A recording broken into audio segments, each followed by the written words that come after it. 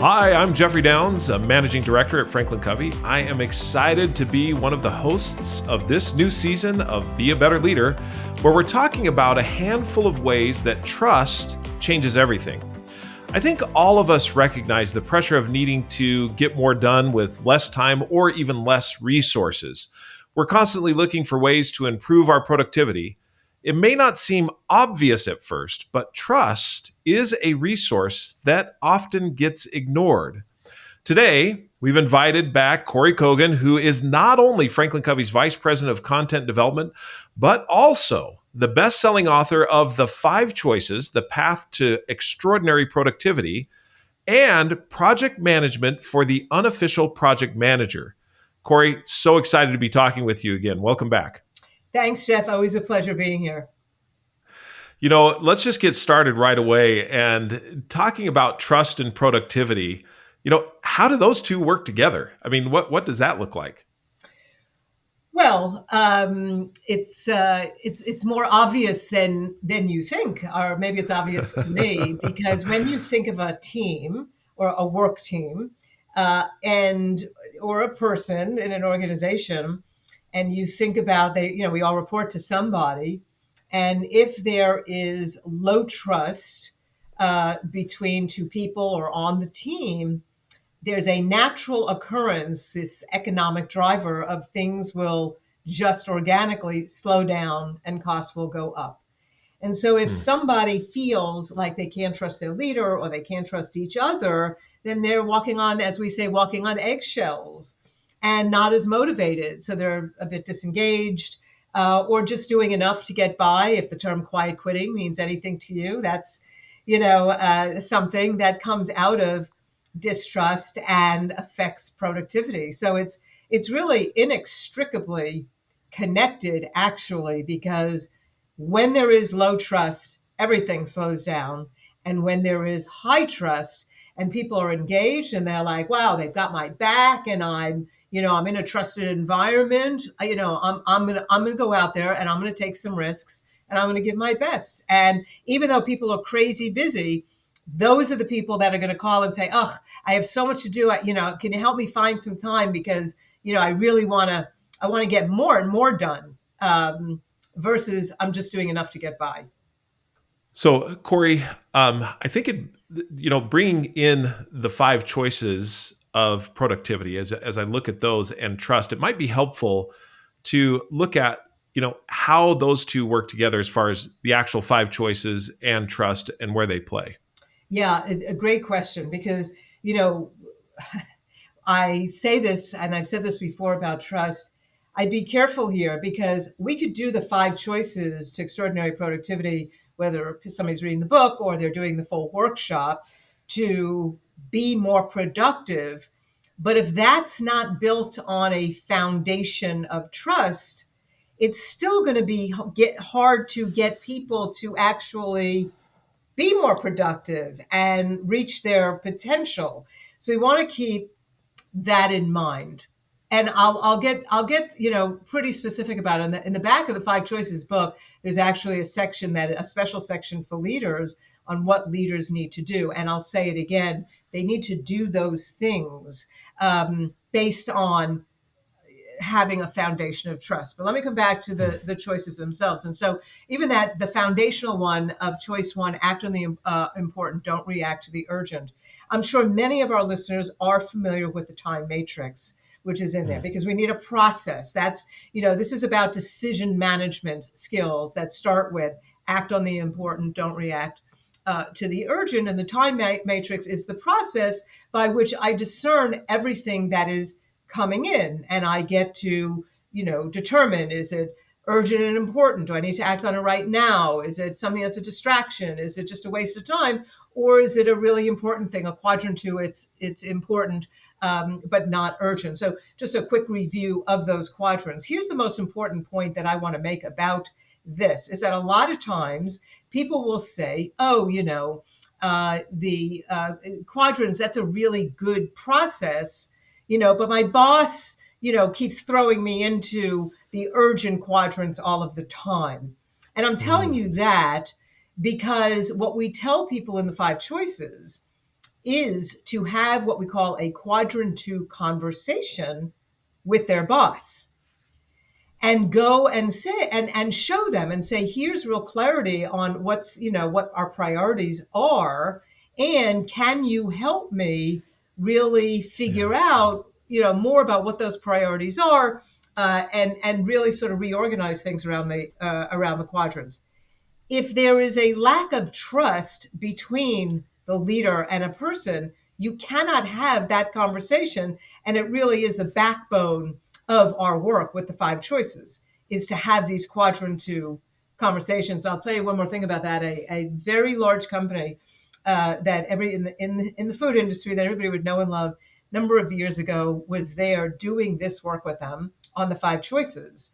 And what the leadership said to me, looked me right in the eye, and they said, make sure that they understand that there is no retribution, that there is a safe environment being created here whereby we want to have people get really clear on what their quadrant 2s are and really clear on what the distractions are. And we don't want people in quadrant 1, meaning crisis, all the time. And so we want them talking to us and sharing with us so we can give them more well-being, if you will, and clear the path for them to get more done, to be more productive. So that was Mm. just an amazing thing where they really set the table for their team members to ask for high trust and a safe environment to be more productive.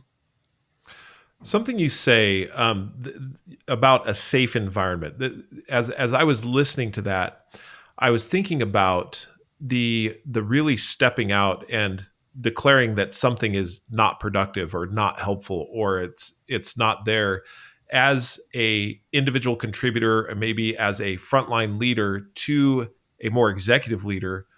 That, taking that step, and we talk a little bit about courage to take that step, but the leader providing the environment for someone to take that step has got to be critical. I mean, that's got to be something that is not just happens overnight, or maybe it does. They have to. I'm really. I'm not. Well, I am very pragmatic. I am not a. Oh well, just do this. It'll all work out. All this stuff is really hard. But I am reaching the point again, particularly as the world has changed and we're all remote and hybrid, where you can see these contrasts all over the Mhm. place. I don't know how you operate without taking that step anymore. And I'll give you a statistic that's out there right now.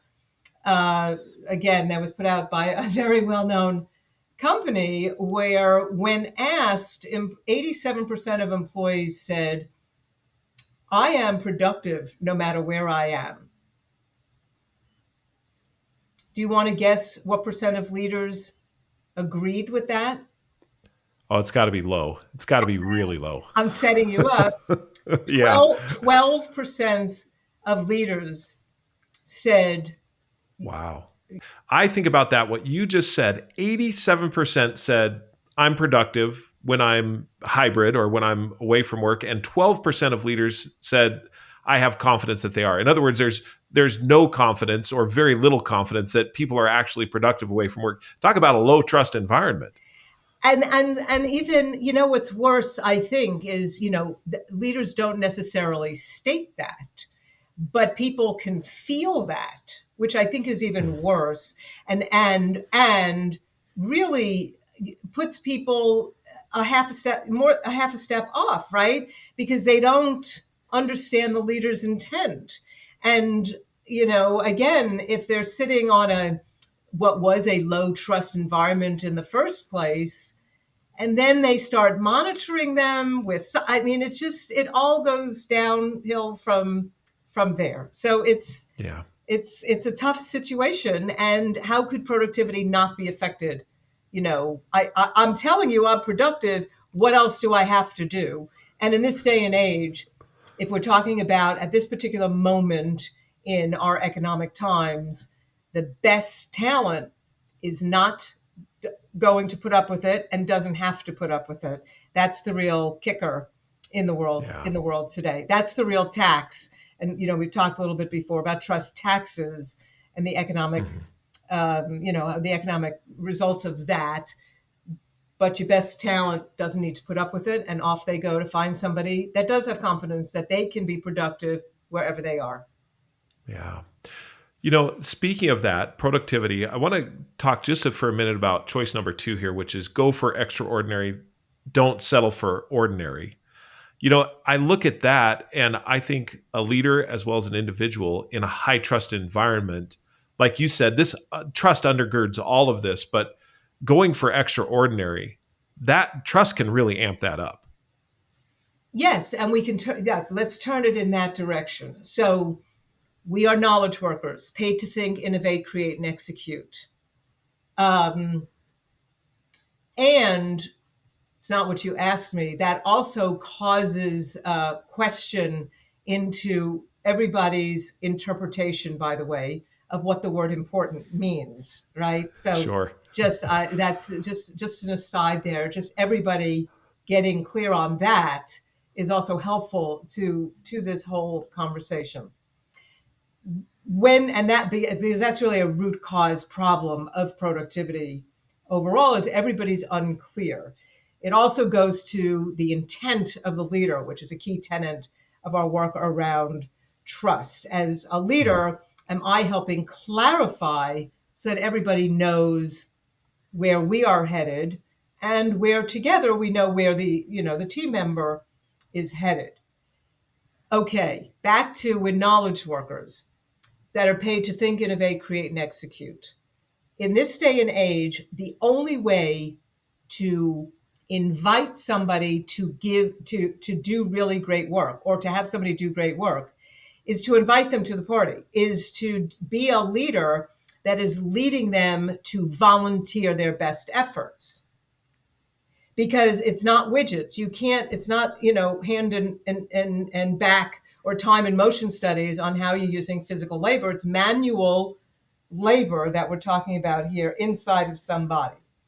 So when you say don't settle for ordinary, go for extraordinary, what we're asking somebody to do there is to say, what's your role, in this case, for this example, what's your role at work? And what's your real contribution? And one of the examples we use is that I'm a marketing director. I do my thing. I go to work. Whatever, I go home, I come back, I do it the next day. Well, wait a minute. I'm not just, wait, I'm not just a marketing director. I love where I work. I trust the people. I'm in an environment of trust. I'm a business catalyst. I really Mhm. want to give. I can make a greater contribution to this. And they write their role statements around how they possibly can envision doing a better, higher quality work in a way they never thought about before, that's both functional and emotional. That they've got the emotional grit in here now to say, no, wait a minute, this is what my contribution really is. Imagine that without being in an environment of trust, or having a leader who backs you, has you back, or that you trust. So choice two sort of it becomes just an exercise. Yeah, right. What's your roles? What do you want your role to be? My role? I want to get out of this organization. I'm going to write a role statement about who I could be if I went someplace. If I work for somebody I can trust, and then I'm going to go look for that place. So we've had that Great happen. contrast. Well, but we've had Yeah. that happen where people will come through the 7 habits or the 5 choices and rethink their roles. And at the end of a session, they'll, or whatever, we'll hear from them. It's like, you know what? I'm sold. I'm quitting. Because they're just not lined up. Not that we want that to happen. It only happens once in a Right. while. But organizations should be taking care of their employees and creating a foundation of trust so people can be more productive and really stretch for the stars if that's what they want to do. Powerful content right there. And the contrast to be able to see and say, if I'm defining my role and I'm realizing that it's a role that I want to take outside of this organization, there's a trust problem inside of the organization that if I'm a leader, I probably have to address. And if I'm someone who maybe can't find another role right now, it's something I need to take a step in and be that person that can be either trustworthy or extend trust in some way in order to start building that within the organization. Yeah, and it's a really important point you're making, Jeff, because you don't want is to end up being a victim. So if you are a person listening to this and you're thinking, "Yep, I don't trust. She's right. I don't trust my leader," and so I'm stuck. Don't be stuck. Go first, and work within what we call your circle of influence, and you also reach out to your leader. Have the courage to reach out and have a trust conversation with them. So, and see, if there's some place to go with that, or, and, work, you've seen in organizations, small groups of people, little pockets of greatness, in what might be a low trust organization, you find Right. those pockets of greatness. And so each one of us can be great within the circumstances we are dealt in the moment. And as you're listening to this, just listen to what Kory just said. Be that pocket of greatness and take the first step. So, Kory, we've been talking about the 5 choices of productivity, and where I'd like to go through all of them, we won't have time for it, but I would like you to comment a little bit on choice 5 of fuel your fire, don't burn out. So thanks for bringing that up, because when we're talking about trust, it's not just trust as, when we talk about productivity, it's not just an economic driver. There's a lot to it. And Stephen M.R. Covey talks a lot about this around energy and joy. So in the 5 choices we teach, yes, you need to fuel your fire. You need to, make sure you're moving and eating and sleeping and relaxing and connecting with others, which are all true things. But I'll tell you, and, just think about this. When you are around somebody that you don't trust, or even if you don't trust yourself, doesn't that sort of like sap you? Oh, And yeah. so Energy drain it's right an there. energy drain. And so joy and energy actually are also measures of trust, that the higher trust environment we're in, the more energy that we have, the more joyful that we are. And so it gives a great platform to then be able to say, okay, now with the 5 energy drivers, now we can really take this to a great level. But I might not be as burnt out as I thought, because it was a function of we've changed from being a low trust, team to a high trust team, and voila, my energy has come up. And with a few more tweaks, it could be really fabulous.